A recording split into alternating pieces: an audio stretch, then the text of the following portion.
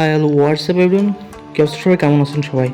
We can show our PNL yesterday something 5% মতো minus ছিল, but today's PNL 0.17% প্লাসে আছে অ্যান্ড বিটিসি গত কিছুদিন ধরে লং একটা র্যালি দিয়ে নিচের দিকে নামছিল, বাট আজকে থেকে হয়তোবা আবার আপে যাওয়া শুরু করবে।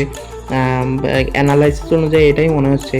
তো আমি কিনেছিলাম যখন উপরে ছিল সামথিং 5% মাইনাস ছিল, আমার এখানে 5000 অলমোস্ট $40 ইনভেস্টিং ছিল।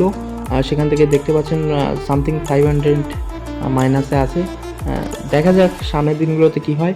এটা আমার দ্বিতীয় পার্ট $400 ইনকামের, $400 প্রফিটের সেকেন্ড পার্ট।